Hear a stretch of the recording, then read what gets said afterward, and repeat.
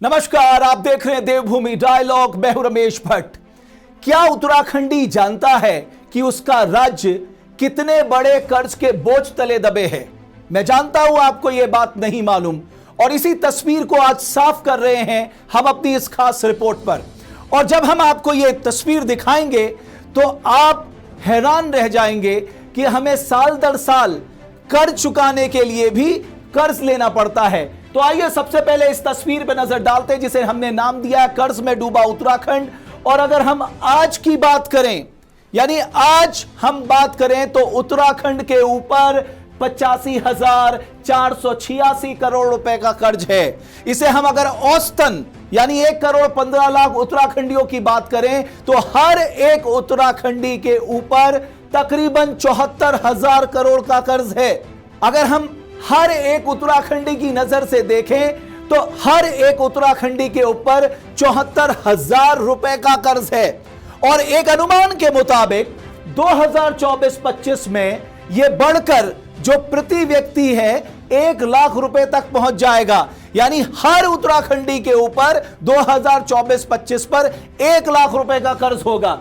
अगर हम एक तस्वीर को देखें कि साल दर साल यह कर्ज लेने की रफ्तार कैसे बढ़ती रही, मसलन 2015-16 में हमने 6,998 करोड़ का कर्ज लिया, 16-17 में 10,591 करोड़ का कर्जा लिया, 2017-18 में हमने 13,447 करोड़ का कर्ज लिया, 2018-19 में हमने 15,448 करोड़ का कर्ज लिया। इसी तरह 2019-20 में हमने 13,113 करोड़ रुपए का कर्ज लिया, और 2020-21 में हमने 13,735 करोड़ रुपए का कर्ज लिया। इस तस्वीर से आप अंदाजा लगा सकते हैं कि साल दर साल कर्ज लेने की रफ्तार बहुत तेजी से आगे बढ़ती गई।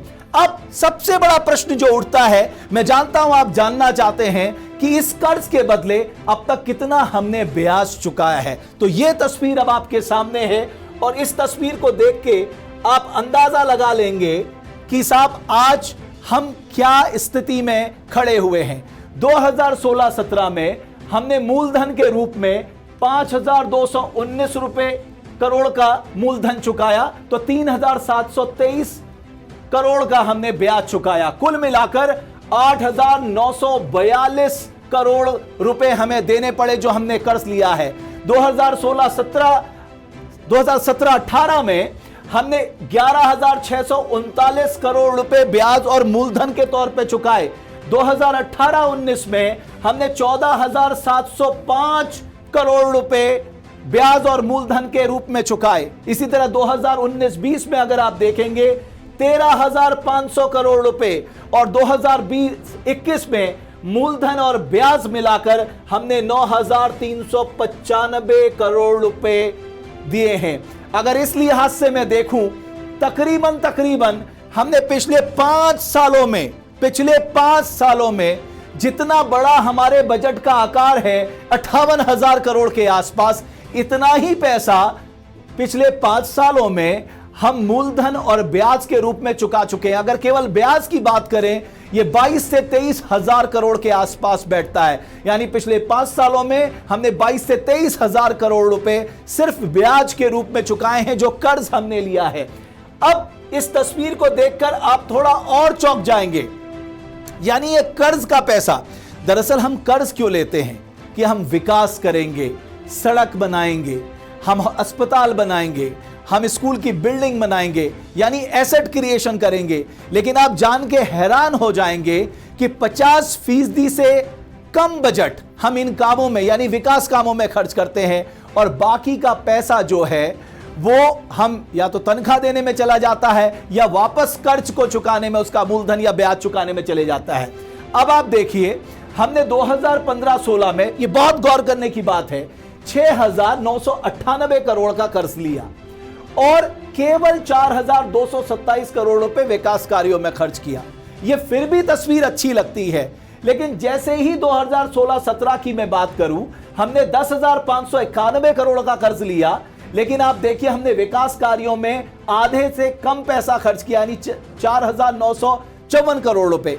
इसी तरह से एक नजर अगर मैं और आपको डालूं, यहां पर आप थोड़ा गौर से देखेंगे, 2017-18 को ले लीजिए आप, 13,457 करोड़ का कर्ज लिया, हमने खर्च कितना किया विकास कार्यों में? 5,914 करोड़ रुपए। इसी तरह 2018-19 की तस्वीर आप देखिए, हमने कर्ज लिया 15,448 करोड़ और विकास कार्यों में खर्च किया है 6,184 करोड़। 2019-20 में 13,113 करोड़ रुपए और हमने खर्च किया विकास कार्यों में 5,414 करोड़ रुपए। इसी तरह से 2020-21 में अगर हमने 13,700 करोड़ का कर्ज लिया, विकास कार्यों में तकरीबन औसतन 5,500 करोड़ खर्च किया। अब आप सोचिए, हम कर्ज भी ले रहे हैं, बड़े पैमाने पे उसका ब्याज भी चुका रहे हैं और यह पैसा विकास कार्यों में भी खर्च नहीं हो रहा। क्यों? क्योंकि उत्तराखंड ने इन 21 सालों में अपने स्वयं के संसाधन नहीं बढ़ाए। आगे अगर हम चलते हैं और आपको एक तस्वीर साफ करता हूं, यानी जैसा कि मैंने आपको बताया, और यह सबसे महत्वपूर्ण बात है हमारे लिए जानने के लिए, आज हमारे ऊपर 85,486 करोड़ का कर्ज है और 2022-23 में हमारे ऊपर यह कर्ज बढ़कर 94,580 करोड़ हो जाएगा। 2023-24 में यह कर्ज और बढ़ेगा, यानी कर्ज ज्यादा लेना पड़ेगा, तो यह हो जाएगा 1,04,488 करोड़ रुपए।